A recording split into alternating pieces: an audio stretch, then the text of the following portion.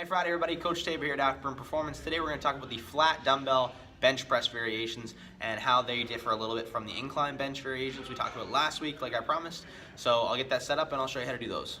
To do the flat dumbbell bench press, whether that be single arm, alternating, or with two arms together at the same time, first you're going to get your feet planted. So I like to have mine planted up here on the bench part, not actually on top of the bench, so I'm nice and sturdy in case I need to have a little bit of a push off for that last rep. A nice 90-degree angles works great, so if you're a little taller, I'm 5'6", then you feel free to kind of place them on the floor. If I have mine placed on the floor though, I can't not have my spinal arch, so I like to have mine planted up on top here.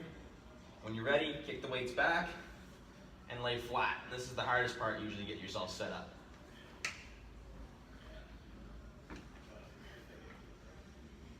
So whether it be alternating,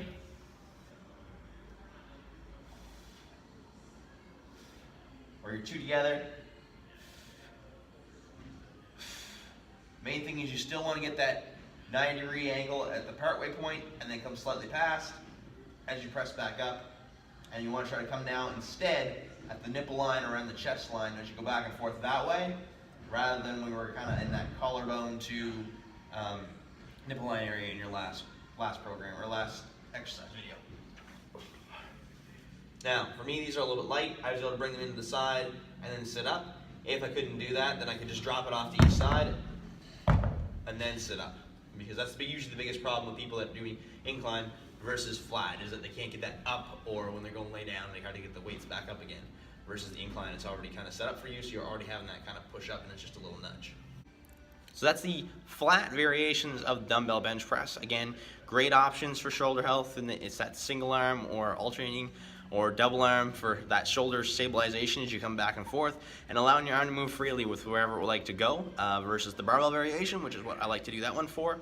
As far as programming goes, along with that, again, the flat difference is that we want to try to make sure that we have that ability to sit up when we come up and down. If the weights are a little heavier, drop them off to the side. Make sure that you have nothing in the area at all, so that way you don't have yourself jam your finger or anything like that off something else if you're trying to do some rows or some kettlebell work ahead of time. So that's your main thing. As far as spinal arch, whether to do it or not, for the most part, I usually say try to train without it, and then when you want to try to do something that's a little more one rep or something like that, or you're trying to hit a new PR, if you do get a little bit of an arch, that's not a huge deal in that point, but just something we don't want to try to do over time for the whole time. So that is the dumbbell bench press. We'll look at the barbell bench press next week, and I'll look forward to seeing you next week, everybody. Have a great week. Hi everyone, Coach Tabor here. Thank you so much for watching. If you'd like to stay up to date with what's going on at Afterburn Performance, please take some time, go like our Facebook page and follow us on Instagram. If you want to see more weekly content from myself here, Coach Tabor, then subscribe to our YouTube page, and I'll be putting out videos weekly. Thank you so much for watching, and have a great week.